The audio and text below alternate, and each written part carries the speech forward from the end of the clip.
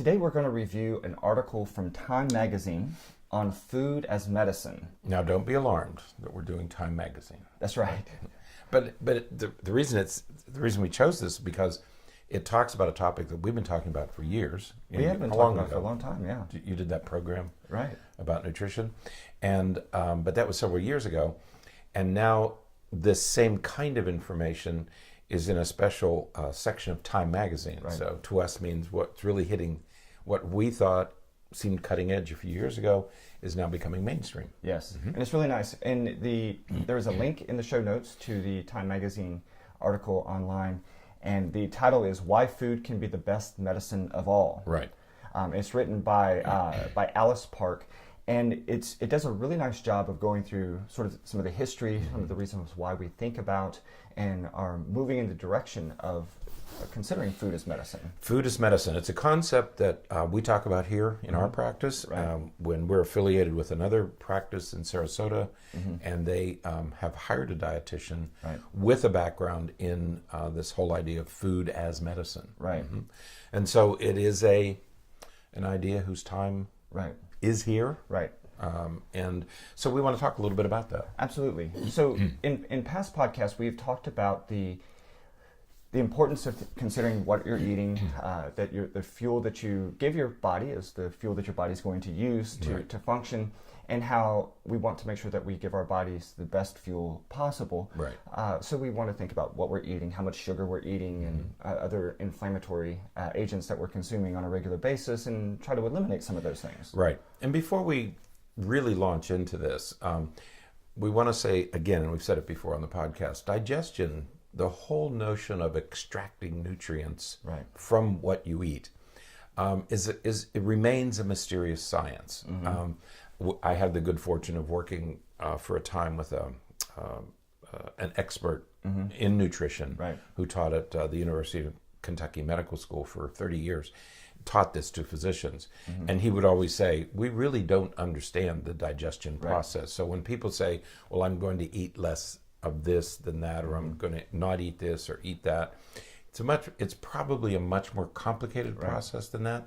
And yet there are people around the country, around the world, but around the United States, certainly Leslie Korn, we've talked to her on the podcast, people who have, I think, started to get some useful structure, develop a useful structure around this concept of using food to keep yourself healthy, what things to avoid and what things to maybe add to your diet. Right, absolutely. So the way that we're going to talk about it today, or the way that it's presented in this piece from Time Magazine, it goes a little bit further than what we've talked about before. So we've talked about sort of the general idea of what you're eating and how much of different things that you're eating.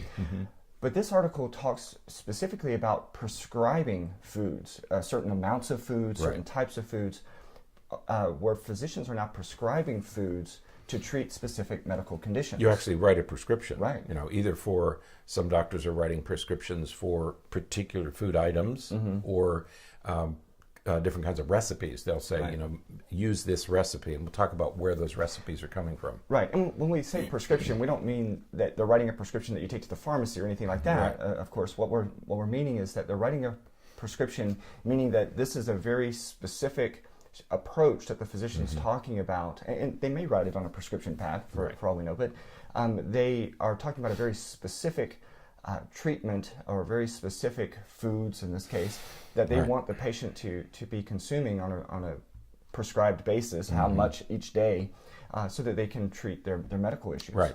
And so we're going to begin by talking about a particular individual. The article begins with a discussion of an individual who had a numbness in his toe. The short story is that the toe ended up being amputated because it was a vascular problem related to type 2 diabetes. Type 2 diabetes is probably an epidemic in our country. Even youngsters, children who shouldn't get type 2 diabetes are getting it. It's an epidemic that can, for the vast majority of people, be completely prevented. Right. And one of the reasons that diabetes is talked about is that it's related to the production of insulin. Right. And so you have a very specific hormone Right. coming from a very specific organ, which makes it easy to study. Right. So when we talk about type 2 diabetes, we know what causes it. Right. We know what hormone is involved, and we know what organ of the body produces that. Right. The problem with digestion is not everything is so simple. Right. Okay. So you can take gluten or fats or other items, and they go everywhere in the body. Okay. Right. So one of the reasons type 2 diabetes represents a good model to study is that we know where things are. Right. Okay. Right. So this man was food insecure. And I think at one point was almost homeless. He was in poverty. But what they did is they changed his diet. That was the treatment for him. And within, I think, a year or so, he had lost 60 pounds, and his blood sugar and all of his his blood chemistry had changed only with the change in diet. Right. Because what the doctor did is they sent him to a clinic, Geisinger Clinic, where he was being treated in Pennsylvania. Had started a small program of changing diet, food intake to treat type 2 diabetes. Right. And in this case, it worked. And this is a guy who had few resources, but was able to do it. Was able to control his type 2 diabetes just through a change in what he ate. Right. And what's great about this is, again, this is in Time Magazine, and we're reading about this story. But we've had many accounts of similar reactions or responses to improving one's diet and reversing diabetes and various forms of heart disease and other chronic medical conditions that have been reversed or corrected just simply by changing diet. Right, So, and we've heard about this for years. People will tell you, I mean, just anecdotally, they'll say, well, I went on this diet or that diet, and I don't have to take medicine anymore. Or I don't have to take injections, I can take pills. Right. And so we know that there's anecdotal evidence, just people talking about it over dinner. You know, they say, oh, no, I don't have to do that anymore. And so we know that this can be done. I think what's happening now, it's become more of a routine, more of a practice that can be prescribed. Right. So what this facility did at Geisinger Health Systems, they provided this program called the Fresh Food Pharmacy. Three F's: fresh, food, and pharmacy is with an F. With a farm, F-A-R-M. And what that did was provide healthy foods, just healthy vegetables and healthy meats and various foods for people who can come in and, you know, they know that whatever they're going to get there is going to be relatively healthy Anything for they them. pick there is good. Because what happened, like with this man in the beginning of the story, he was really living on fast food and easy food and things you can microwave and freeze.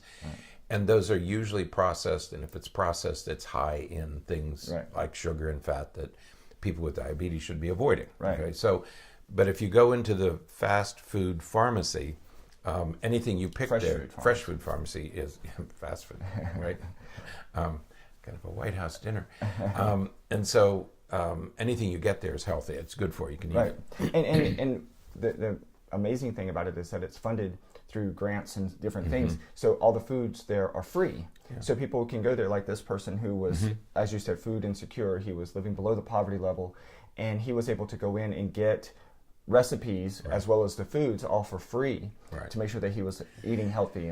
Because one of the complaints you hear is that to get these foods, I mean, it's too expensive. It's too expensive for many people. Fresh food happens to be more expensive, and we've talked the whole Whole Foods thing where, the food is great, but who can afford it? You know?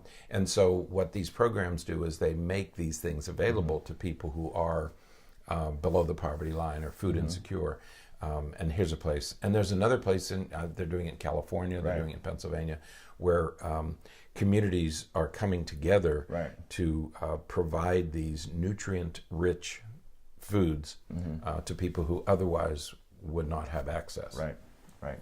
So through this program, they were able to take this man who was, otherwise in a really difficult situation with his diabetes and with his overall health, and again within a year or so, reversed that. They significantly improved his overall well-being and helped him lose. He lost about 60 pounds, as you said, and his A1C levels and other markers for diabetes were vastly improved within a year of just eating healthy. Right. I was surprised that he was able to lose that much weight that quickly. Well, he was probably obese to begin with, but still 60 pounds for a man who doesn't have complete control of his circumstances, I think is pretty astonishing results in a very short period, about a year and a half, I think, it was 18 months. Had lost 60 pounds, which is a safe way to lose weight, okay, and has been able to keep it off, just by eating these foods. He did stop for a while. He went on the diet, lost the weight, and said, okay, I'm healthy again, so he went back to some of his old habits and started to gain the weight again, and then went back on the diet, and I think he's doing well now. Yeah. So again, this is a great example of the benefits of a prescribed diet and eating healthy to improve our health. And there, I think that it's important that we talk a little bit about research and why, how we get to know that this is going to be helpful. That's right, because as we said at the beginning, one of the problems with food as medicine is it's much more difficult to study than a pill. If you can take a person, maintain everything that they're currently doing, add a pill, add a medication, and you're reasonably sure that if changes occur, it's because of the medication. And you can monitor blood levels to make sure that they're taking the medicine and how much the medicine there's in their system and things like that. You can even take pills that tell us whether you're taking them or not. There's a little electronic strip in there, and we know whether you're taking it or not. The trouble with medicine is that if we tell you add almonds to your diet, or add olive food, with food, right? How do you know that it's you say, well, don't eat any more fried foods. Well, okay, but that's just one of many variables. So it's much more difficult to say it's the blueberries, or it's the fresh fruit, or it's the fresh vegetables that did it, because digestion is a much more complex process. And not to mention that we know that there's research demonstrating that that each of us, based upon our genetic background, we're going to respond to different things in a different way. So you have to explain that. Well, remember the seaweed thing? Which was fascinating because we often think of, and I don't remember the name of the seaweed from I think nori, something like that, around Japan, and that they would use in their dishes and with sushi and things. And everybody talks about how wonderful this seaweed is, and how healthy it is, and how it. Well, they did some research and they found that it's wonderful for people with, I think it was Japanese ancestry, their genetic history. If you have that genetic code, okay, if your genes metabolize seaweed, it's great for you. If I go over there and do it, it means nothing because my genetic system doesn't process it in the same way. The same thing, they found the same thing with dairy, that there are people from certain regions, Northern Europe, Scandinavia, and in certain regions of Africa, people from those regions process milk and dairy very well. Other people don't. We don't. I think of the Eskimos. We talk about do a low-fat diet. They eat blubber. They eat whale blubber, but their genetics process that differently than ours would, So there are those kinds of differences as well that we can't always measure. Control. That's right. So research is really difficult when it comes to food and trying to assess whether or not food is beneficial or not with treating different conditions. And that's why we study animals. Okay. The reason we use animals for food research is because we can control their diet. We can say we can control everything except one item, and we say, okay, now we're going to add omega-3. Okay. You can't do that with humans. I mean, you can't control a human's diet or genes. You can also control the genes of these laboratory animals, which we do. So we know we control their genetic makeup, we control everything, and then we add one item. The digestive process is remarkably similar in animals and humans. Okay, and so that's why we study animals. So when we say, well, that's what it is in rats, or that's what it is in mice, but it's probably the same in humans. A little more complex, but it's probably a very similar result in humans. The only difference is that we can't control all the other variables in humans. But there's another thing that we're going to talk about in a minute, and that is that diet is only one of four things that we need to be concerned about. And we'll talk about that shortly. Okay. So yes, the research is difficult to do in humans. The other thing is that changes in your diet take longer to assess. Right. Okay. A pill can act almost immediately. Right. I mean, even long-acting, like even medications where we say, well, you have to wait a month. You might have to wait longer than a month to assess the changes brought about by a food item. Right. Yeah, absolutely. In this example, it was a year. Right. Now, certainly he was seeing some improvements before the year Right. marker, but it could take, any of you who have ever gone on a diet or tried to improve your meal plan know that there's some challenges, especially after the first couple of weeks, to stick to it, and because you're not necessarily seeing that improvement. But we have a colleague here in the office who has tried the ketogenic diet, and the first few weeks found it to be very frustrating that she was restricting all these things in her diet, but wasn't seeing any of the benefits of losing any weight or anything like that. But then after that sort of initial hump, then she started seeing some of those benefits. And so it does take a little bit of time when it comes to changing your diet and changing the way that you're eating to see some of those physical improvements. That's right. One of the very good examples of this is cholesterol. Right. Okay. We now have the ability to measure all cholesterol levels, to measure cholesterol levels very precisely. Right. And so therefore we can use the statin drugs to reduce it. Right. Well, it's much easier to add statins and then measure your blood sugar and say, oh, you took this medication and now your cholesterol levels are coming down. Right. It takes longer with food. Okay, that's what is frustrating to people, is that it takes a little bit longer. You're going to get the same result. Right. It just takes it's a longer process, and you have to be patient. Right. Okay, it will happen, but you have to be patient. Many of us don't want to be patient. Right, and for the most part, that's what I was going to say.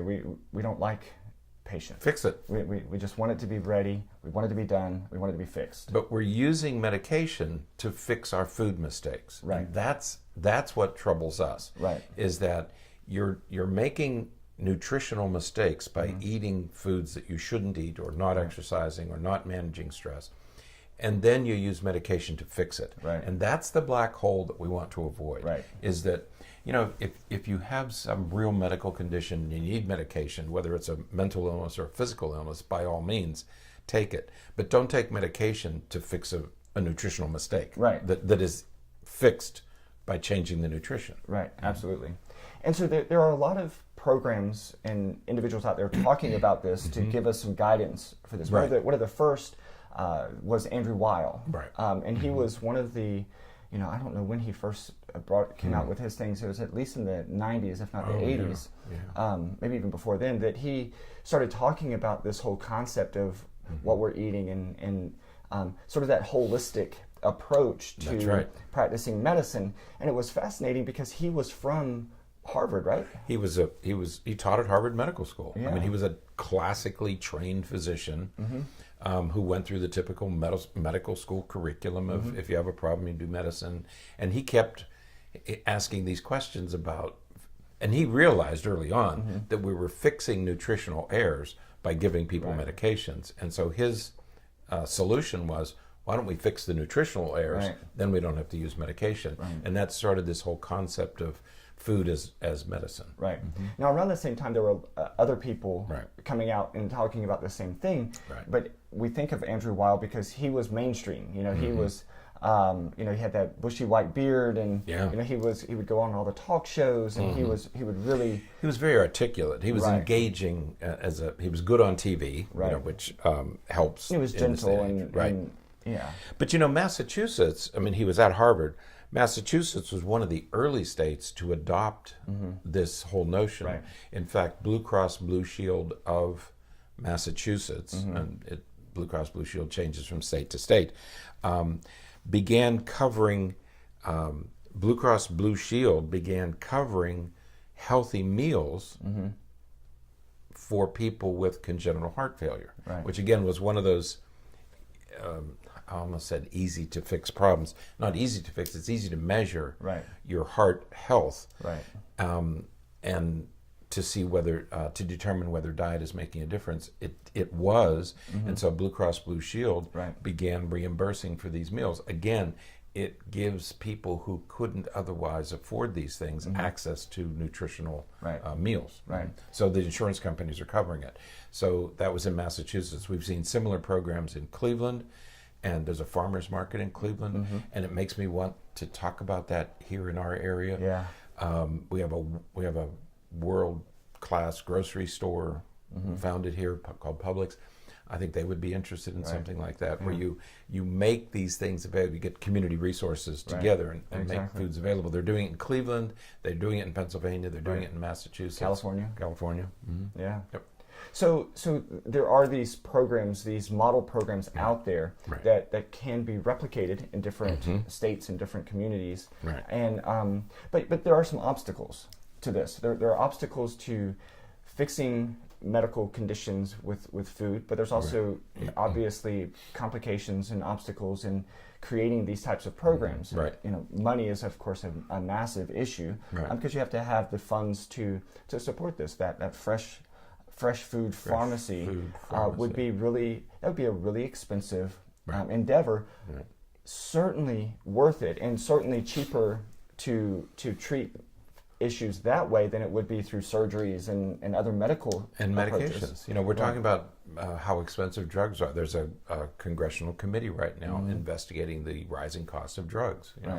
The average American spends $1,400 a year on medication. The average American. Right. I don't take medication, which means somebody's spending $2,800. $200 a month, and so. It is expensive. Yeah. When you look at it that way, the medications are becoming more and more expensive. And if a person is on 2 or 3 or 4 medications, imagine the cost. Right. Whereas food could be a much cheaper, much less expensive alternative. Right. Right. So that is certainly an obstacle when it comes to creating these types of programs and services in different communities. But as we talked about earlier, there's obstacles as it relates to just demonstrating the efficacy of food to treat some of these medical conditions. Right. For all the reasons we talked about earlier. Yeah, it's hard to measure. It takes longer, and it's harder to measure. And you can't control everything. As we said earlier, you have this complicated life, so you can say, well, I'm going to start eating fresh fruits. Okay, that's worthwhile. It's worth doing. But there are other things that you need to be aware of. Right. Not only other foods, but we said earlier in the program that nutrition is one of four things. Elements that we need to be aware of. You also need to exercise. Right. You can't just change your diet and not exercise. You can't just change your diet and not manage your stress. Right. Okay? So you can't just change your diet and have a disruptive sleep cycle. Right. Okay?